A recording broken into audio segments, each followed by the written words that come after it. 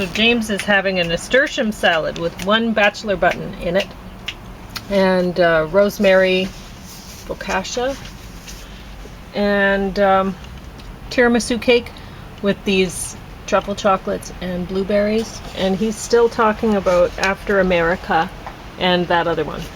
And those are the truffles that he's eating, and wow, are they good. But I'm not having any, because I'm not having any of the cake either right now, because we're going to be going on our hike tomorrow, and I definitely don't want to risk, like, there's caffeine presumably in the tiramisu cake, right? It's coffee flavored cake. There is coffee flavor in there, yeah. And there'd be caffeine in these truffles too. I mean, chocolate just sets me off now, so I can't risk a headache. I don't, like, we're going to be going to read poetry tonight. I don't want a headache for that. No. And I definitely don't want a headache for hiking, because I definitely want to hike tomorrow.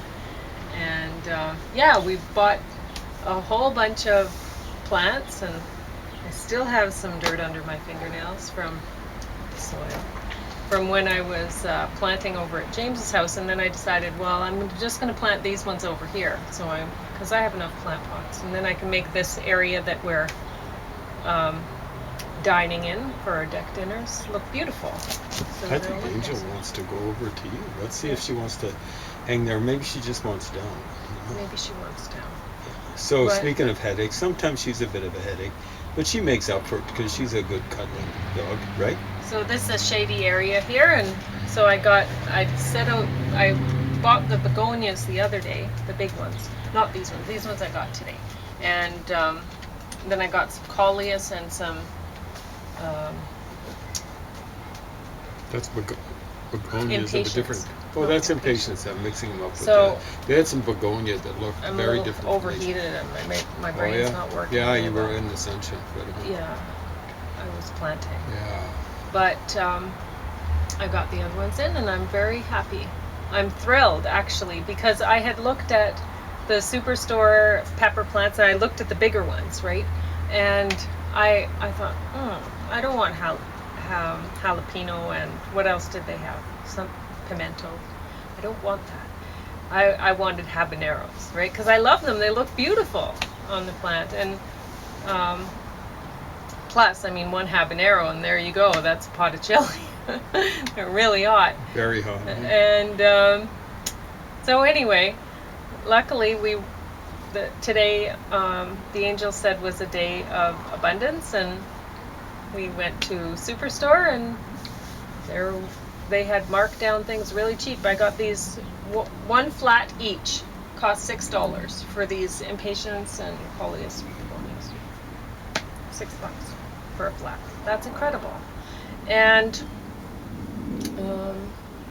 a lot of the other plants, like the habaneros that I got, they had habaneros in the smaller size, and I'll get a few off those. And I don't mind, because I know that I can bring them back in the fall, and I know the pepper plants will live in the fall. If I put them in the sunniest window, they'll be okay. And because I've done it before. Whereas tomatoes, they won't. So we'll see. Let's see how many fruit I get off of them. And in any case, I'll get some seeds. So I'm thrilled. I got the kind of peppers that I wanted. I didn't know that they had that kind.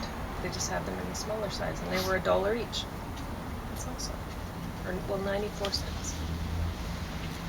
Not even $1. It's great.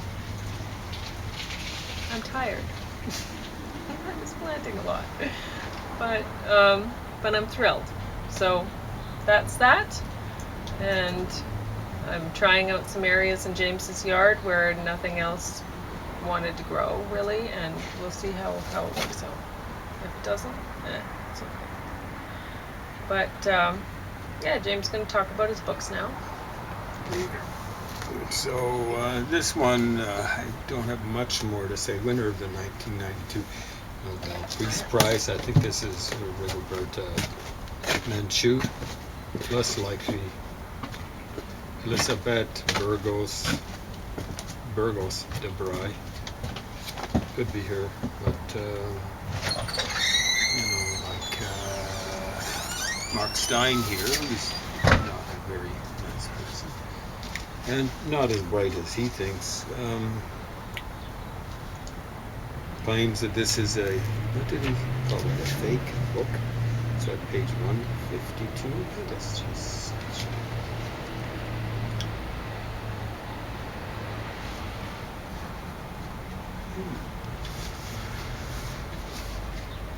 Fake history, 56.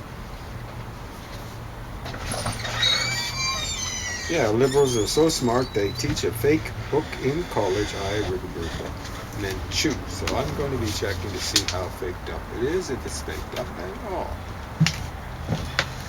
So this guy is so bright, of course. Now, when he's calling you so-called liberals, nifty, shifty, hefty lefties, and smart, ironically, or sarcastically, you should be ashamed to have someone this dumb, next time, calling you down for doing stupid things. It's not calling you stupid.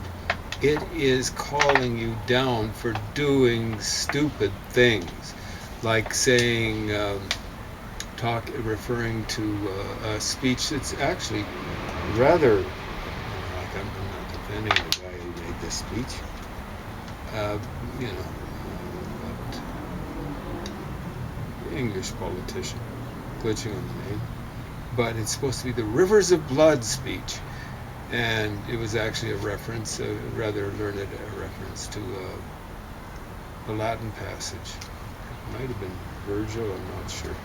Anyway, it's a better translation. I don't know if it's how exact it is. It would be something like the Tiber, rather.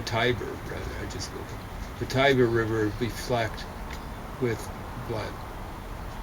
Flecked with blood, rivers of blood. But that's how the speech is referred to by any number of nifty, shifty, hefty lefties. Get on the stick and off your thumbs and do some reading. Another one is, Gold in My Ear said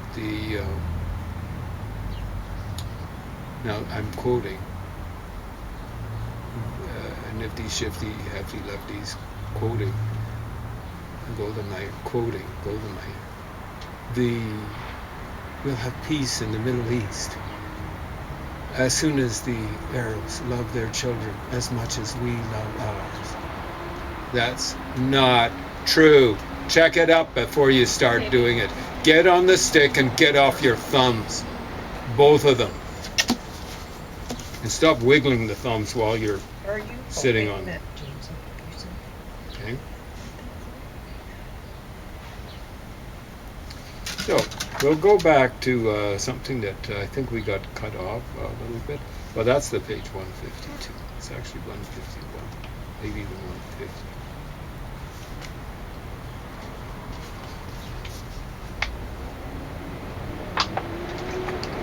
So, Obama Michelle, formerly Obama Michelle.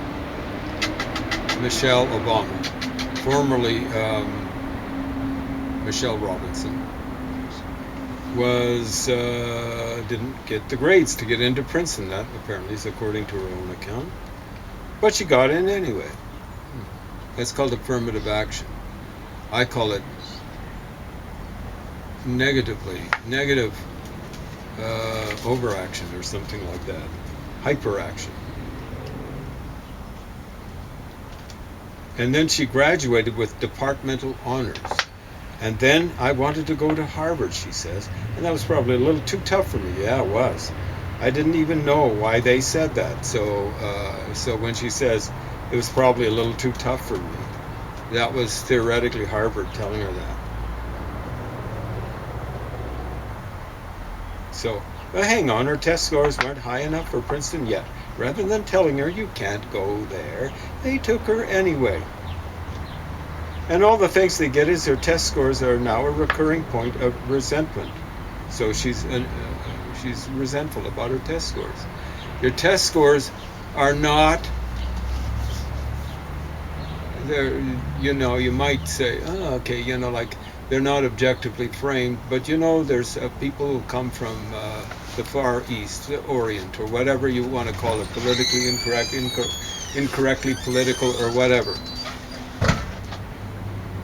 And they put up with these tests that are theoretically framed to privilege whiteys, and they do better than the whiteys on these tests. If you're on the stick, you can figure out how to get around tests that are framed in a prejudicial manner, intentionally or unintentionally. If you're on the stick, get on the stick instead of it depending on affirmative action. Get on the stick. The tests, SATs, from what I can tell, they're objectively administered and objectively marked. And I presume that's what she was flunking out on, at least flunking out, in terms of getting into Princeton.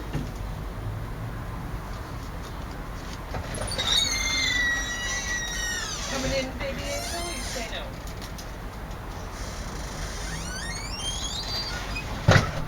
So in testament to an age of boundless self-infatuation, she arrived as a black woman at Princeton and wrote her undergraduate thesis on the difficulties of being a black woman at Princeton.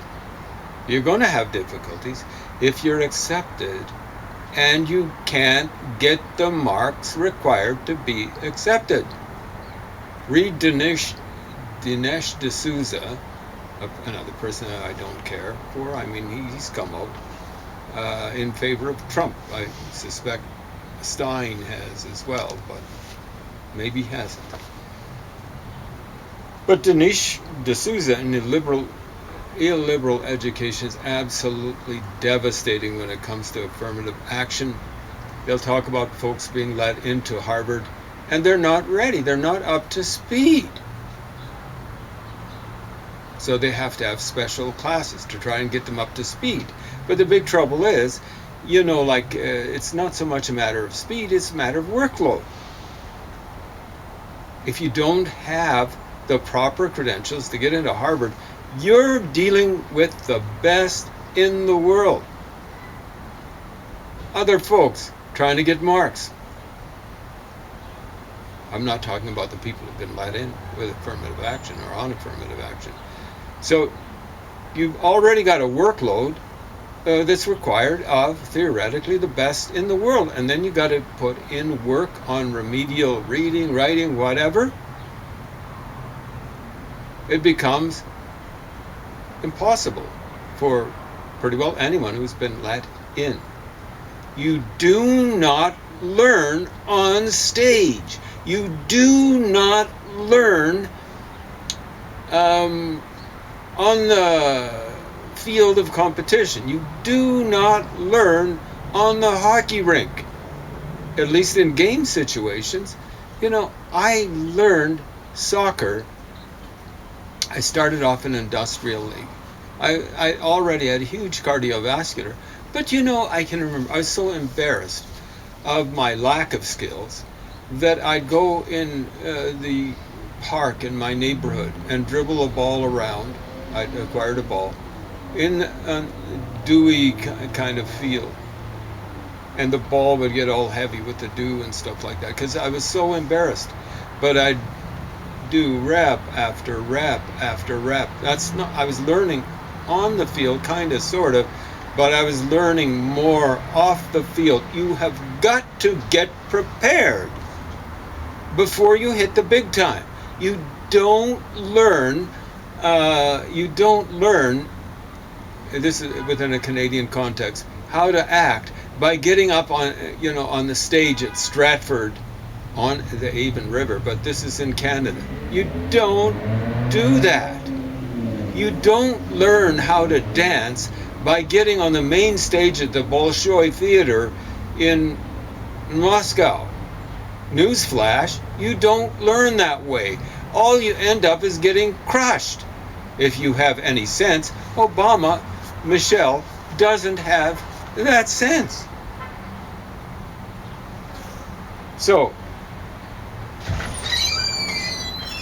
in testament to an age of boundless self-infatuation, she arrived as a black woman at Princeton and wrote her undergraduate thesis on the difficulties of being a black woman at Princeton. Yeah, it wasn't difficult for her. She didn't even have to get the marks to get in. Princeton educated blacks in the black community as a self-meditation so I guess kind of like an observation of how hard it was for her. By the then Miss Robinson, on the question of whether an Ivy League black student drawn into the white world is betraying lower class blacks, or she puts it. Newsflash, you'll get all sort of nifty, shifty, hefty lefty saying, oh, like paper is developed by the Chinese. The system of writing that the Latin form of writing. Oh, that was ultimately adopted from the Phoenicians via the Greeks. Like what we call our Western system is the Rest-ern system. It's the West incorporating and then adapting stuff from all over the world. Do your homework. Get off the stick and off of your thumbs. And while you're at it, stop wiggling your thumbs. So, or as she put it. So we'll go through it. A separationist is more likely to have a realistic impression of the plight of the black lower class because of the likelihood that a separationist is more likely because, so there's a likelihood and then it's more likely and then there's a likelihood before that. A separation is more closely associated with the black lower class than our integrationists. Which should be integrationists. This is a thesis statement, presumably in her 4th year. And that's how bad the writing is. And this thing apparently got passed. Princeton. So she's talking about getting, what does she say? She graduated with departmental honors. I think they're graduating just to get her out of the system. It's like puking in order to get a poison out of your system. This kind of writing doesn't deserve honors. It deserves dishonors. She should have got, figuratively speaking, a kick in the rear end.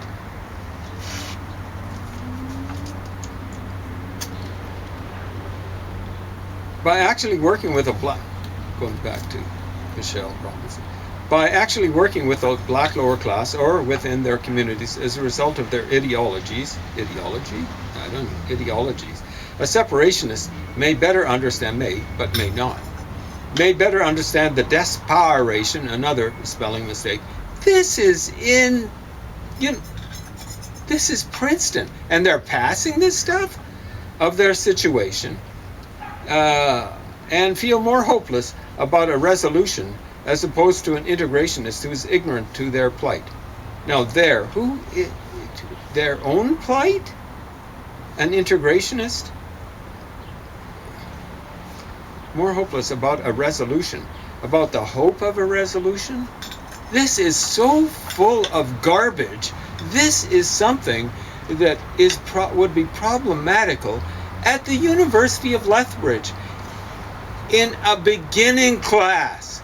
Introductory. This is apparently a thesis. Now, I'm going to have to check this out to see if this is a cooked quote. Now, and maybe it's the worst to be found. My suspicion is he just kind of like put the essay up on 10 pages. Theoretically, it should be 20 pages or something like that. 20 pages and just threw a dart. See what he got. But who knows? The benefits. Back to Mark Stein. Is that his name? Mark Stein is probably what it really should. The benefits of an elite education. Yeah. Because if you get accepted in, and then you're passed where you don't deserve it,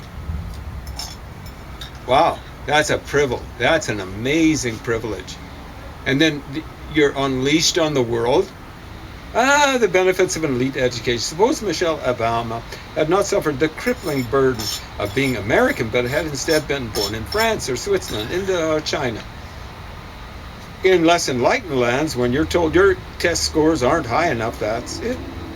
You can't go. To get into other countries' elite institutions, you have to be objectively excellent. Huh? To get into America's best schools and join its elite, you need mediocre grades and approved social points. So social points would be if you belong to some sort of something that's perceived as a minority. Howard's defense of affirmative action rests on the benefits of diversity. And that's in quotation marks. A farm boy from Idaho can bring something to Harvard College that a Bostonian cannot offer. Similarly, a black, presumably someone from Idaho, who is a potato farmer or something like that, and maybe didn't get quite the grades that a Bostonian did. Similarly, a black student can usually bring something that a white person cannot offer.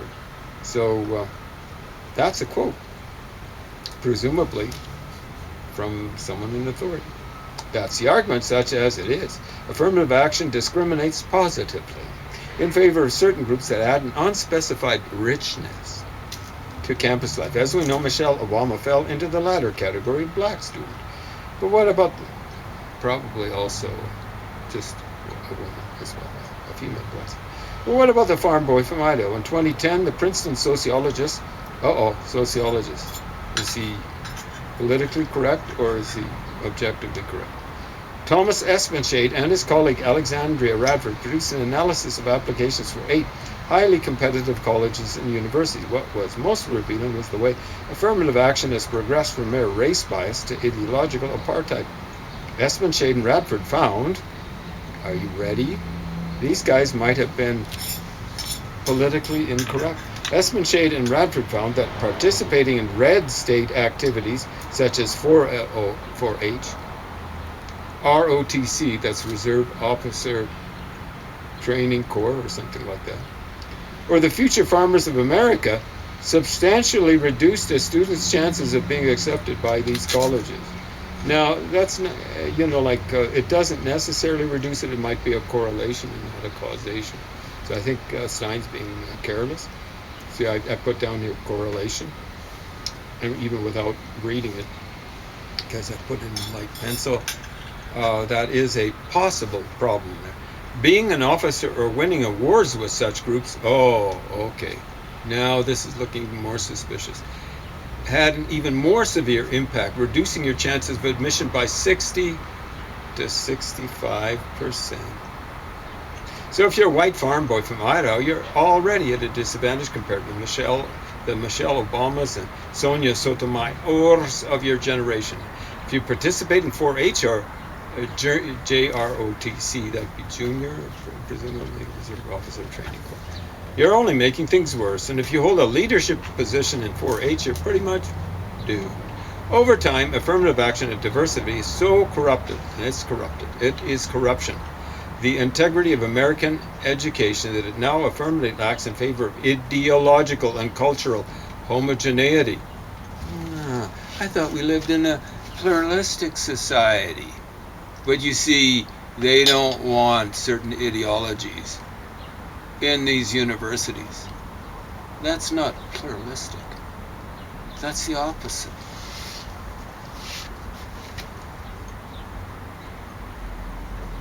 Or, as the blogger Kate McMillan, I don't know if Kate McMillan is a nice person, a nasty person, but she's right here.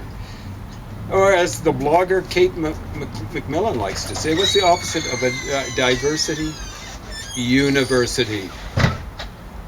As this guy points out, what we really live in is a monoculture, not a multiculture. Wake up and smell the coffee. Get on the stick and get off of your thumbs. And please, if you're going to stay on your thumbs, stop wiggling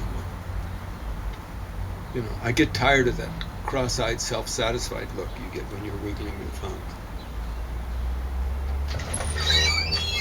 This is why the massive expansion of American education is evidence not of progress, but of its exact opposite. It's decay into ideological factory farms. It's a progressive 4-H. Hogwash, hypersensitivity, habituation, homogeneity. For the price of which, there's a fifth one. For the price of which you wind up in hog. Our ruling class recruits and renews itself not through meritocracy, but rather by taking into itself people whose most prominent feature is their commitment to fit in. That's why I believe. See this Michelle Obama piece? This is why I believe, ever since the people who taught me grade 12, on average, with the exception of the French teacher, was a nice guy. We're sending in marks to the Alberta government that were 20% lower than the marks I earned on the departmentals. That cost me money. It was a separate school board and it wasn't Catholic.